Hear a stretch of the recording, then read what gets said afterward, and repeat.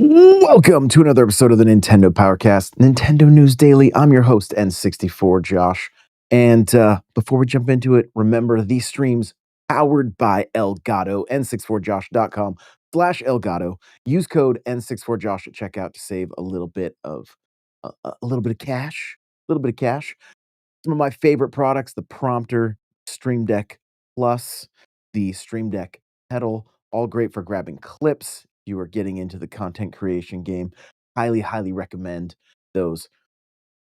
Their microphones also incredible, incredible. So check it out, n64josh.com/Elgato. We're gonna dive right into the news. We're just gonna jump right in. So I hope you guys are ready. I see Steak is here hanging out. I know I'm running a little bit late today, so sometimes it's just how it goes. But here we go. Let's jump in, shall we? First up, we're looking at an article from Nintendo Life.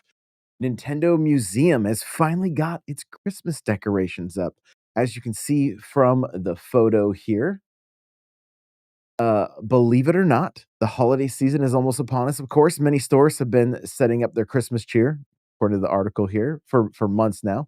This writer has been seeing bed deck trees in shop windows back in October. You know what's crazy? Walk into some retail places right now, like Target already has Valentine's Day stuff out. You're like, wait, what? What like pump the brakes a little bit. I don't need to be seeing hearts right now. I just need to be seeing snowmen and Christmas trees. What's happening? So looking again at the article, as shared in a post on the museum's official X account, the lights will be on every night from 4 p.m. until 7, and they'll be sticking around on the grounds until um, a not particularly festive date, April 27th. April 27th. So there you go. I think I'm going to take this full screen just so you guys can see a little bit better. I realize it's not probably quite as close as you'd like. Hey, there we go. We got the zoom to work just a little bit there. And so uh, these things look amazing, honestly. Like I love seeing that castle in the background, that 8-bit Mario on the flag. Like so, so cool. So, love seeing this stuff. I think it's great. I'm all about, like, I've been listening to Christmas music. I'm all about the Christmas cheer right now. So, which is a good time to remind you guys, every year we do a Christmas party where I'm gonna bust out a Christmas sweater and my guitar, and I'm gonna sing some Christmas carols. So make sure to tune in for that. I gotta check. I'll have the exact date this week on when we're gonna do it.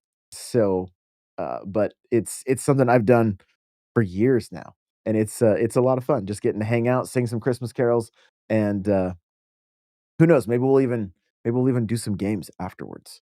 Do some maybe some Jackbox or I don't know something where we can get everybody involved. It'll be fun. So, continuing on with the news here, I do want to say what's up real quick. Joey says Mario Kart World got an update, but no Diddy Kong. No Diddy Kong just yet. Yeah. And let's see, one store has 4th of July. No way. Okay. Joey's messing with me. He's messing with me here. So, moving along, Rolling Stones Game of the Year list shows a whole lot of love for one Nintendo Scott. Again, we're looking at Nintendo Life here. And it says, "How on earth is it that time of year again already?" I agree. How is it? How are we there already? It feels as though we can still sense the tight elastic of our tiny Kirby swimming trunks. Wait, what? There's Kirby swimming trunks? Where do we find these? And here comes Rolling Stone's Best of 2025 list because it's nearly Christmas. So brace for impact.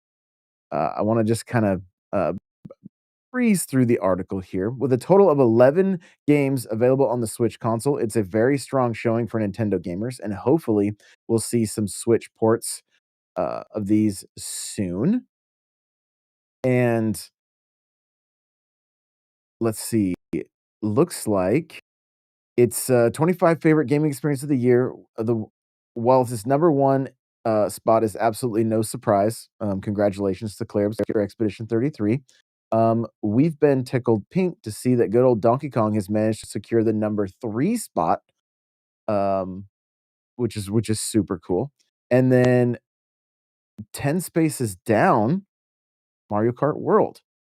And, what do you guys think of that? Do you think Bonanza beats out Mario Kart World in the top 25 games of the year? Interesting, interesting. Or best of 2025? I'm sorry, not top 25, but best of 2025? I know I'm sure Joey probably does. I don't know if it does for me. Oh, it does look like there's 25 games here. So, they got Clair Obscur at number 1, Hades 2 at number 2. Solid picks, honestly. Donkey Kong, also solid. Dispatch, I haven't played. Ghost of Yotai, haven't played. Blueprints, never even heard of it. The 100 Line, sorry. Death Stranding, Ball Pit, solid. Arc Raiders, everything I see about Arc Raiders looks really fun, honestly. South of Midnight, Hollow Knight Silk Song at 12. Mario Kart World at 13. I just don't know. I don't know. I I don't know why it would be at 13. That's low for me. I would put it well, you guys know me, I'd put it at number 1, but from what I know of Expedition 33 and Hades and even Donkey Kong, I would probably put it my personal pick, 1, where I think it should be on this list, probably 3, with Donkey Kong being 4. No offense, Joey. Uh, but that's just me. You guys will have to let me know what you think, where you think it stands. Cool to see that Shinobi's in this list. Battlefield 6, I had a great time. I only played the beta, but I really enjoyed it. Ninja Gaiden 4, uh, I have it downloaded. I need to play it. I love that series, and I've heard great things about it from Nate. Split Fiction, I hear, is really good. So in the rest of these, not I haven't spent much time with or don't know very much about. So solid list, honestly. Solid list. I again would just like to see Mario Kart a bit higher. Um, looking at the chat here, Joey says Expedition who? Hades, never heard of her. Donkey Kong Bonanza is the goat. That's right. I knew we would get Joey fired up there a little bit. Well, let's see. Moving on. I love this. I love this headline, you guys, from Nintendo Life. It says, "I'll get in trouble." Um, Yuri Hori can't talk about future Chrono Trigger developments. On the 11th of March 2025 marked the 30th anniversary of Trigger, and Square Enix marked the occasion by announcing that various projects would be coming our way over the next year. But so those projects have been limited to character popularity polls and planned orchestral concerts. Importantly, that's not the remake that we all want to see and have been chatting about for years, but we're still not ready to completely throw out all hope just yet. You've seen the latest episode of Koso Koso Hoso Kyoku talk show live stream translated by Automaton. Dragon Quest creator, Chrono Trigger supervisor Yuji Horii attempted to keep his lips sealed about where the series is heading, but saying nothing.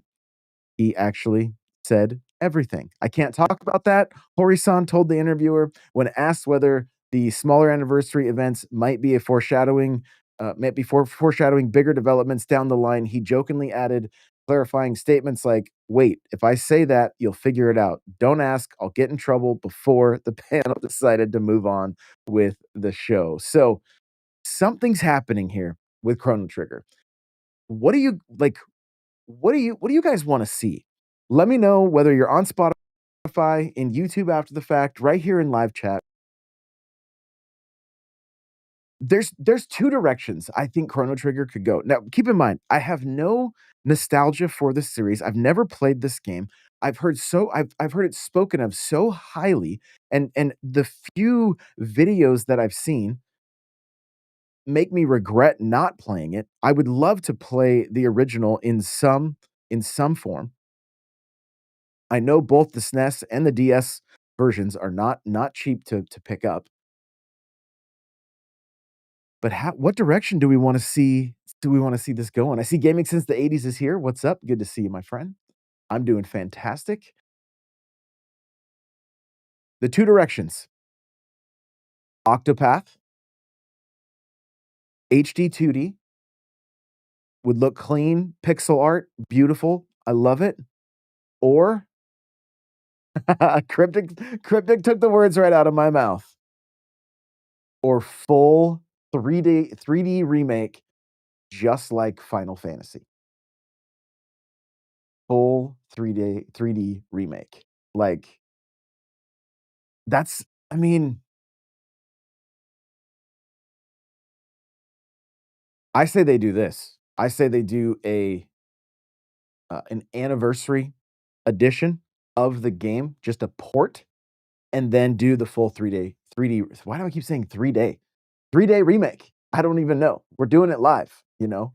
3D remake. 3D.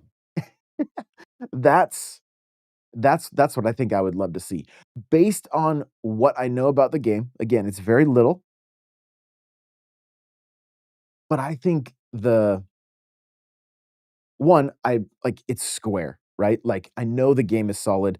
I've probably played a third of Final Fantasy, like the OG PlayStation, game on my Switch.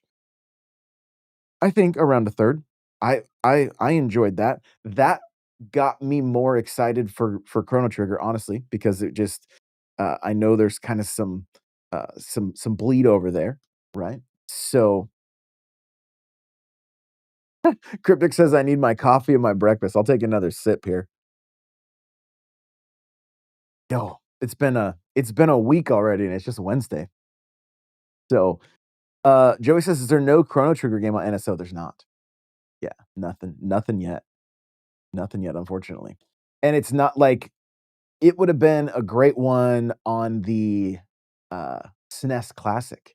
That would have been a great spot for it too, to have it on the SNES Classic. I would have loved that. Those things probably would have flown off the shelves even more if they had included the Chrono Trigger. It would have been really, really cool.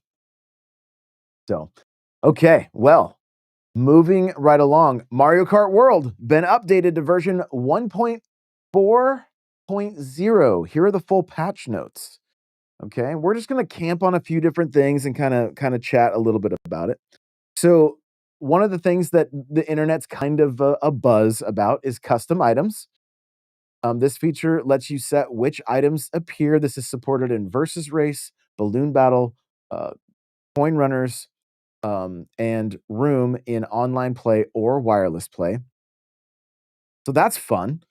I saw Player One in Discord post the Nintendo Today link and say I can finally get the rest of the characters by having just Kamek item turned on, which we can also you can do that with the UFO. They spawn more. You can go and I think you can even just go in with a friend who has them unlocked, and if you just pick them up in the UFO, you'll unlock them that way also. So, uh, yeah, Joey says custom items will be wild. Imagine a lobby with nothing but Kamek, right? Yeah, be crazy. I saw a funny clip this morning. Somebody dropped back to 24th place, and it was only lightning, and they were just shocking everybody. They just stopped on the items, and they just kept shocking people just over and over and over again. Like, they were barely making any progress, like, very little movement from just getting shocked over and over again. So, talk about some serious punishment. Like, I feel like there could be some fun challenges where it's like, how fast can you how fast can you complete, uh, a race while one player is shocking you the entire time? See who can get the better time, like, just goofy stuff like that, I think could be quite interesting. Getting back into the notes here, made it so that music track names and source title of the track that is playing will be displayed, on the pause menu. That's cool. Added music volume to, settings controller. That's cool. Made it so players who gathered in a room of online play can participate in race, knockout tour, and battle. Up to 4 players can participate in race, knockout tour, and battle. Made it so that you can join in friends who are playing knockout tour from friends in 2-player online mode as well. Added restart and next race in the pause menu for versus race in single player. That's super cool. Made it so you can select, photo mode from the pause menu in Race Against Ghosts in time trials. I like that. Change the course layout, um, below below courses for versus race or race in online play or wireless play. So here's where it gets kind of interesting. And this is going to be our main topic, one of our main topics for NPC tomorrow night is, are they going the right direction with these updates? So what's happening here is they they're changing the way these tracks are. They used to be, some of them were literal straight lines with like a, or close to literal straight lines, and now they are adding turns and uh, giving some different direction to these tracks. So so change the course layout. A lot of these seem to be heading to like Koopa Troopa Beach, and they also made a change that is fantastic. Okay, so the race that heads from Koopa Troopa Beach to DK Spaceport, that's changed. From Koopa Troopa Beach to Crown City, changed. Koopa Troopa Beach to Peach Stadium, Whistle Stop Summit to Koopa Troopa Beach, Desert Hills to Koopa Troopa Beach, DK Spaceport to Koopa Troopa Beach, Crown City to Koopa Troopa Beach, and Peach Stadium to Koopa Troopa Beach. Changed it so that all races heading towards Koopa Troopa Beach include the above courses. You will cross the finish line after 2 laps once you arrive on Koopa Troopa Beach. This is closer, in my opinion, to the right direction. Koopa Troopa Beach, I don't know how many times we're gonna say it during this podcast, but is 5 laps because it's so short and it's just a circle. This this is a step in the right direction, but make it all 5 laps. Maybe I'm wrong, maybe I'm off with this one, but in my mind, it should be all 5 laps. Drive there, do the race. Drive to each track, do the full race, not 1 lap. I think that really fixes a lot of the issues with the with the tracks that are connecting. People are calling them intermissions, even though it's really not the right term, but that's because they're waiting for the real race to happen, apparently. So, the that fixes this. So, I feel like there's a step in the right direction. I don't think it matters that the races are gonna take longer. Some of like, some of the tracks are literally a minute in time trials. You go to Mario Kart Circuit, it's 1 minute for the world record. What? Give it 3 laps. Give that 3 laps, make it 3 minutes. I don't see a problem here. I don't know why it has to be so bite-sized. Maybe I'm wrong. Maybe somebody can,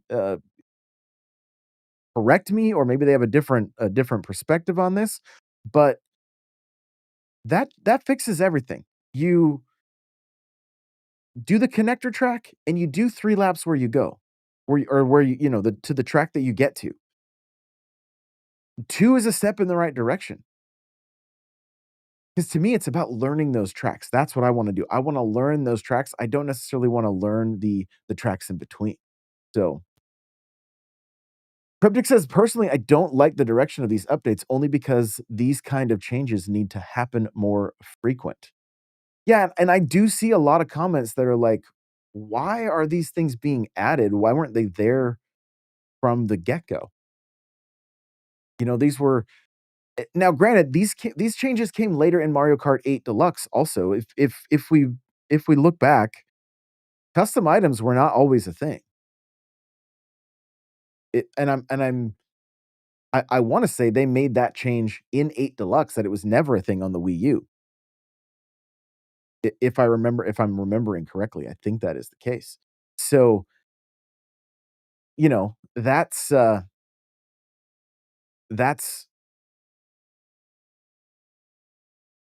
we're still going in the same direction. It's just tough when it's like you guys have the formula in front of you. You have everything that was great in the last game. To me, it should have been the checklist of custom items, tournaments, you know, everything that made 8 Deluxe great that could be put into World. Obviously, not everything can be, They made different choices with characters and whatnot, I get it, but everything that should have been in World that was in 8 Deluxe, and again, like I said, should have been, we're getting after the fact. It does seem a little bit strange. So, um, Cryptic says, "Still waiting for time trial fix, 200cc, update, 3-lap updates coming slowly." Yes. Yeah. Agreed. Agreed. That is real. That is real. Steak says maybe Nintendo has a roadmap, and I'm sure they do. There's no question, and they are listening to the community. I would say this is very much driven by community feedback, and that's good. That is a good thing. We're just gonna, like I said, we're gonna dive in on tomorrow night's main show as one of our main topics is, are they going the right direction with this? So, let's see, looks like I think is it I'm just gonna go with Cam, so I get it correct. It says, we seem to be waiting for this big update, but these incremental subtle changes aren't going to get people talking." Yeah, there's gotta be something big down the road. I do 100% believe that Nintendo really thought they cooked with World, that the $80 price tag was justified. There is a chance that the $80 price tag was to push more digital copies of the game with with the bundle, which real quick, speaking of the bundle, if you guys are in the market for the Switch 2 right now, Amazon and Walmart, I think I don't know if I have it in the I think I do actually. Yeah. So, it did get a surprise sale just real quick. We'll just, so Amazon, Walmart, Target, and Best Buy, you can get it for 449 right now. You can get the bundle with Mario Kart World for 449, which is, I mean, that's great. That those are gonna those will definitely fly off the shelves faster than the, just the regular model without the game. That's getting the game for free. I mean, that's fantastic. So, just a quick side note there. Couple other changes we can take a look at. You will now dash when riding on the Manta ramp's back. Made it so the players will not hit Dragon Eel when transformed into Bullet Bill. Made it so player cannot use a second boo while already using a boo when holding two boos, which that's a tricky one to get, right? I guess the custom items now uh can you could have unlimited boos if you want. When dash food is taken by someone, shorten the time until the dash food reappears. When a coin placed on water is taken by someone, shorten the time until the coin reappears. So that's cool. Looks like they went in and there's a lot of fixes. A lot of fixes. So some of these things I'd never run into fixed an issue where players could go off the course when they transformed into Bullet Bill on the top of a building in Crown City in the below races. Huh, interesting.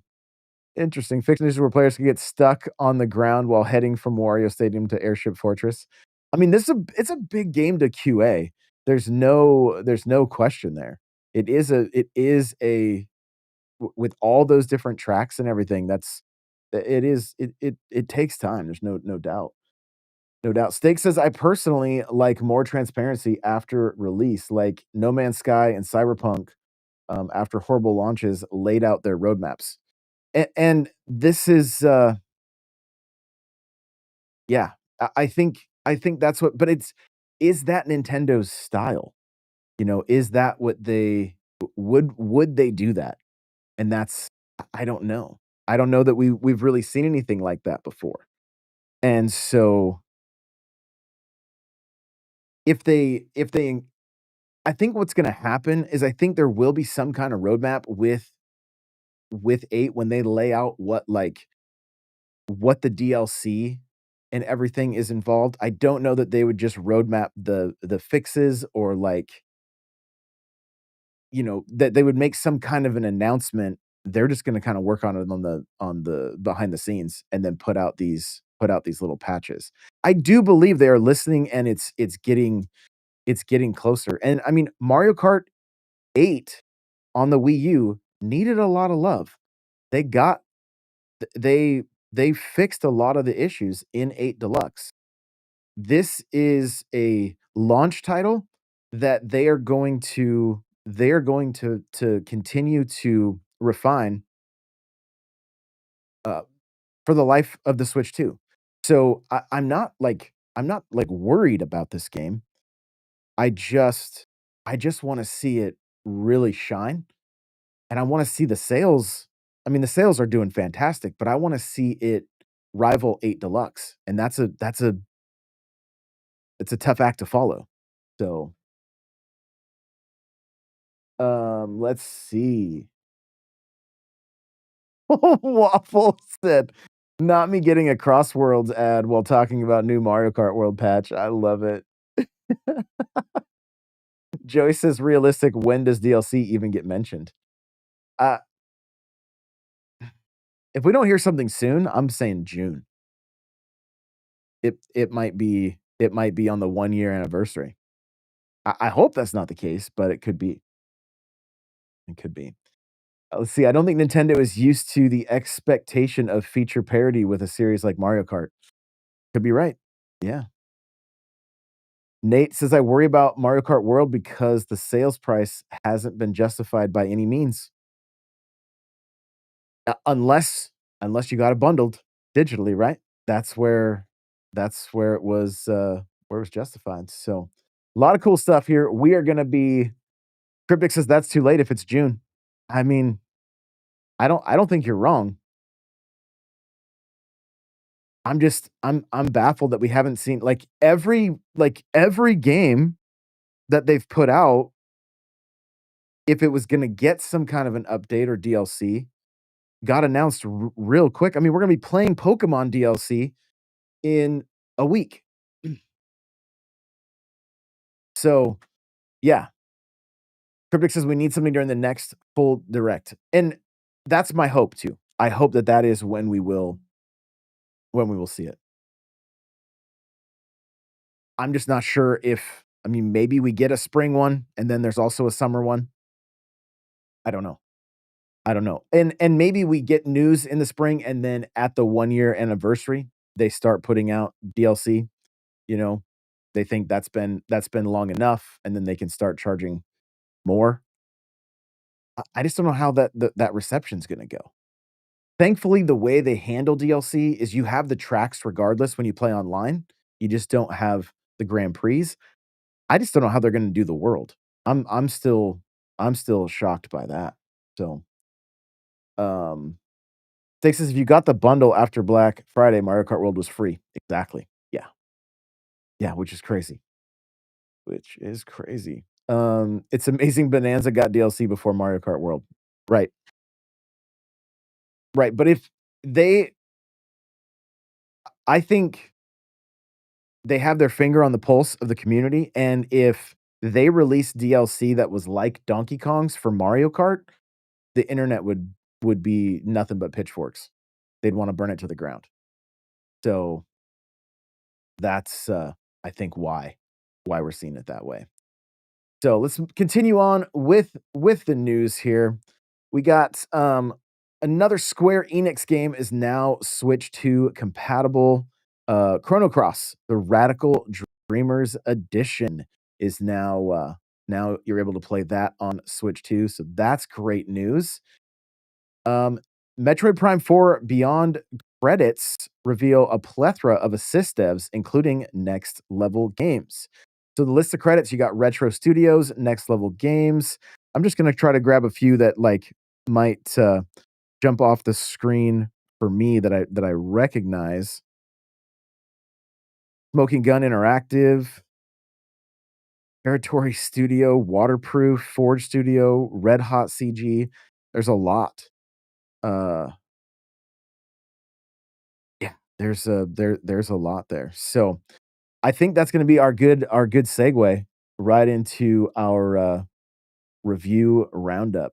So let's jump into it.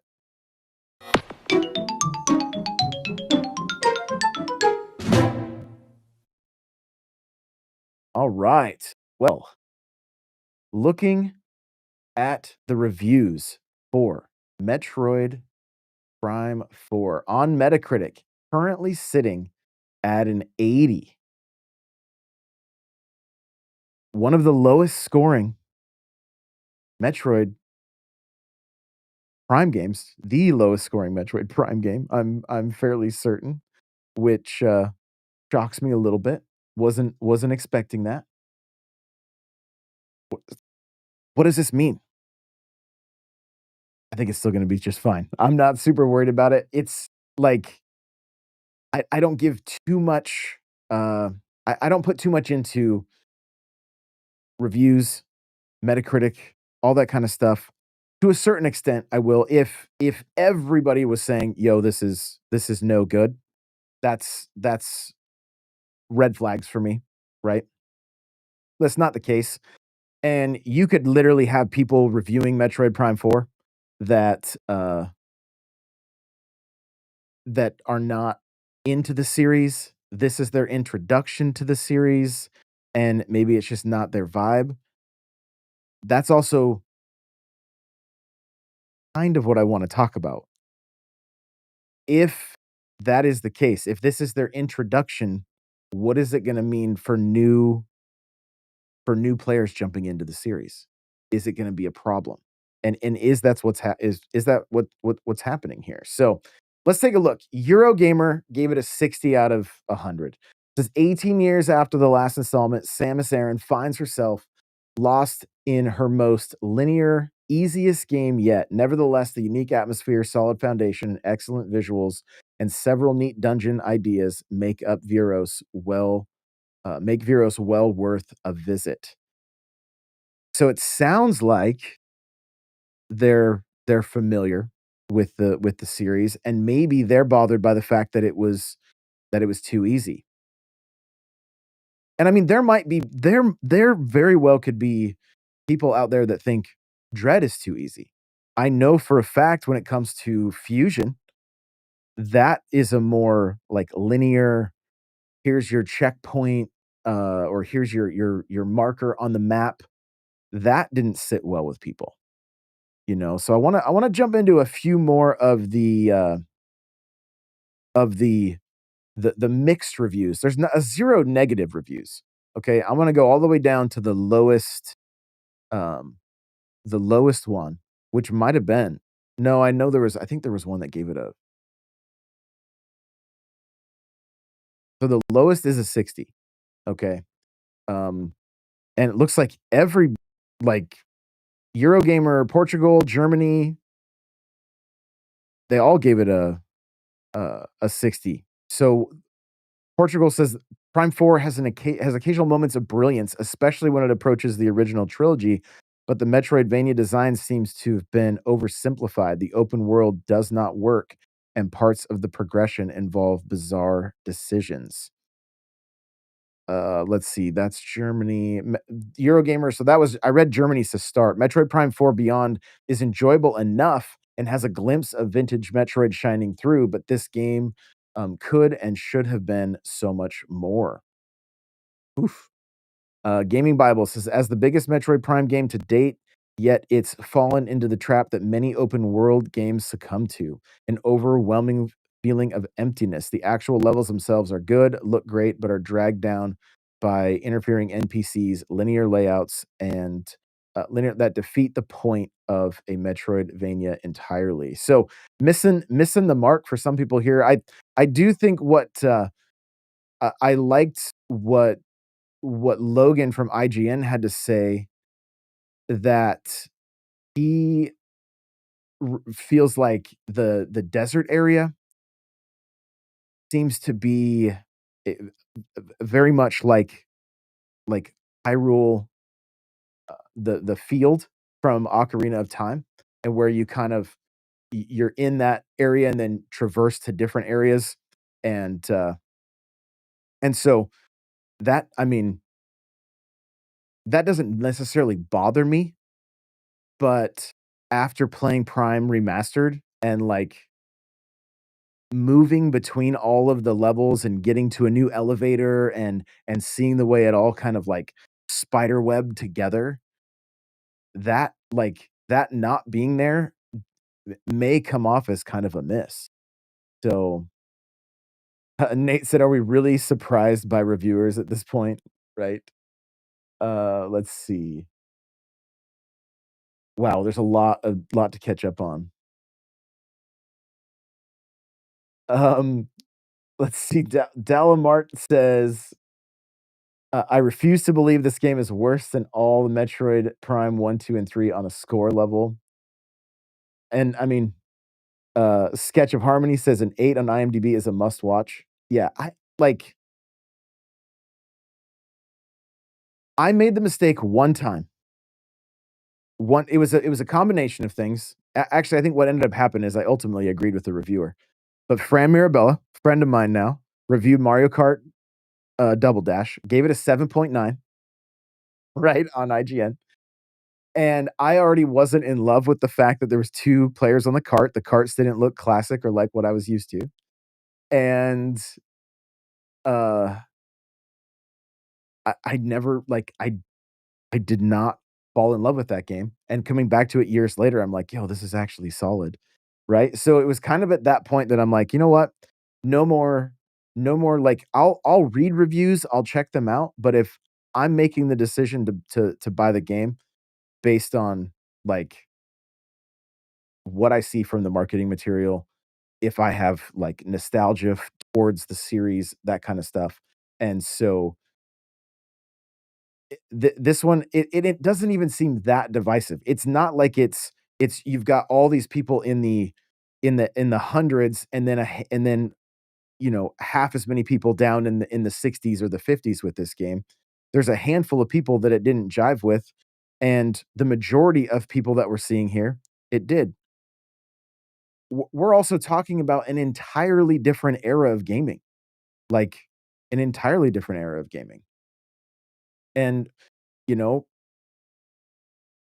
I'm curious to find out for myself after I play through this game, am I gonna feel like they move the series forward in a good direction?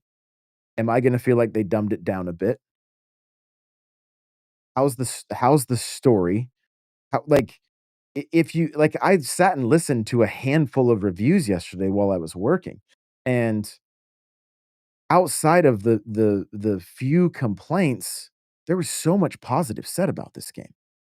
And you've got I mean, I don't know if I try like, the people that review this game super low, I almost I hold their opinions with a little more, like, they're a little more valid to me than the people that give it 100, right? That are like, "Oh, it's perfect." It's like, okay, so if you give it 100, you show up at the top on Metacritic. So is this a play for clicks? And then if you show up low or you come in at the lowest, that's also a play for clicks, and so and that's how a lot of these places get paid. So it also makes me question, like and so the trick is just to find a handful of reviewers that you really jive with. They like a lot of the games you like, and then see what they have to say. PC Mag gave it a 100. Gorgeous, highly entertaining. A thrill to unravel. Metroid Prime 4 Beyond on Switch 2 is the best single player shooter in years, a triumph for gaming's coolest heroine. Nothing but praise. Nothing but praise. Nintendo's Metroid Prime 4 Beyond is without a doubt the return that fans of the saga have been waiting for almost a decade. Retro Studios has perfectly balanced the classic essence of Metroid Prime with innovations that revitalize the experience, delivering an adventure while accessible to new players, maintains the challenge and depth that. Hang on, let this open. Maintains the challenge and depth. The game's unique atmosphere and richness of its world and its gameplay deeply integrated with exploration and combat mechanics make this installment something truly special. That's another 100, you know? So, let's see. Sketch says, "I've got to finish Prime Remastered. I had some quality of life issues until I realized, to press A to scroll text when scanning. Wondered why I was doing guesswork." Ah, gotcha, okay. Gotcha, gotcha. Go to 10 Gaming says, um,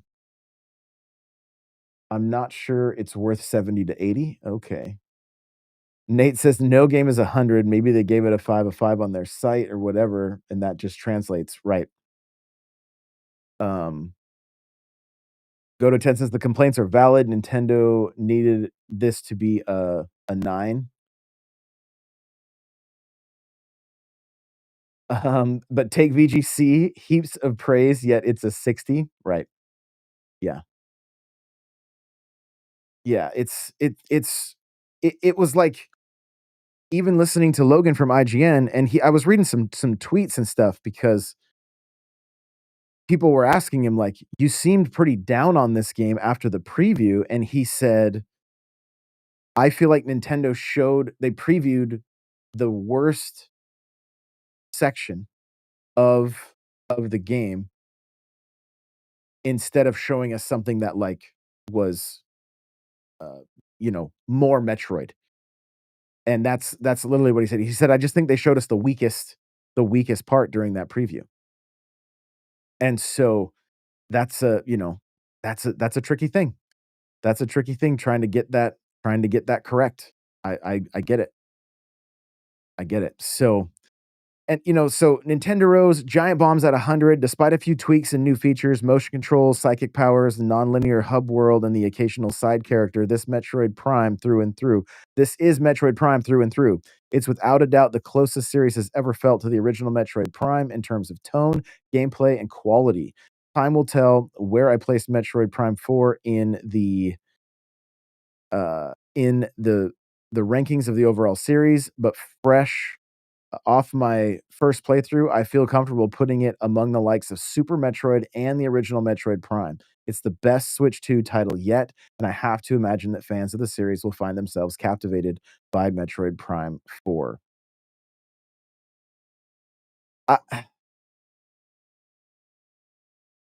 my like, my expectations have gone up and down, and up and down with this. I think as a longtime fan of the series, I'm gonna love this, I'm gonna have a great time with it, but I was also very hopeful that it was gonna be like a big step forward in the series.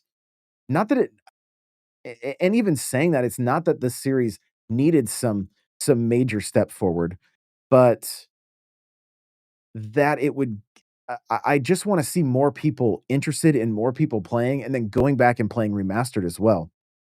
That's really what I hope it does. I hope this grabs people the way the old games grabbed me, because I feel like they are such a special experience, and they're just so great. They're so great, and so I think this is going to be a par for the course. I'm going to enjoy it. I don't really have any doubts about that, but my expectations of this game, like being a big evolution for the series, don't know that that's gonna be the case. I don't. It sounds like they do a lot of things right and a lot of things that feel very Metroid Prime, a few things that don't with the open world, the bike, making it a bit more linear, but, y you know, just from the look of the game, like, it's gorgeous. I'm, uh, I'm I'm excited to see how smooth it runs. The chatter about the game running at 120, my monitor is 1440, so I'll probably be running 120, 1440. I'm really excited about that, like, very, very excited about that. So, uh, overall, I'm not worried about my experience whatsoever. It's seeing new people get introduced to the series and have them fall in love with it, and then go and check out some of the older games as well. Because The Metroid series is one of one of my favorite series of all time, like, period. Like, as a kid, and I was getting into my teens, like, Star Wars was was a huge thing for me as a young kid. It solidified my love for sci-fi and, uh, you know, that the stories that they told, the adventures, all that kinda stuff. Gaming-wise, Metroid, I feel like, grabbed me the way Star Wars did. Super Metroid grabbed me the way Star Wars did, and so it will forever be one of my favorite series, and that's where the the drive to just see more people enjoy it and get grabbed like I did, 'cause it is a series that helps me, like, escape, like, just I get fully immersed, and it's just so much fun. It's just so much fun. So, Captain Logan says, "So you're back on Destiny 2?" Here we go. Here we go. Uh, Metroid just gives me Joey says, "Metroid just gives me major Star Wars Commando vibes, and that game was amazing." Love it. I love it. Alright, guys. Well, that is gonna do it for today. Thank you so much for hanging out live. I do apologize for being a little bit late. Tonight, we're gonna be talking Metroid Fusion. That was our game of the week. We had 2 weeks on that one, and, so I'm excited to chat with you guys on that and see what you guys thought, and if you are like, "Wait, what's game of the week?"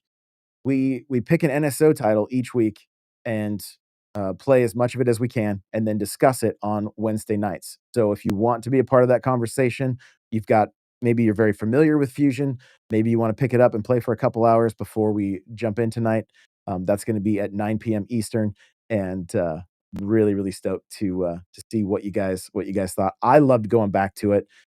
Again, the opening of that game, so crazy, like, so crazy. The Samus crashing her ship and, um, having to get, the X parasite and the Metroid, uh, vaccine and all that, like, it's a wild start to a game, and I love it. So, thanks so much, you guys, for everything. I appreciate you, and remember, play it loud.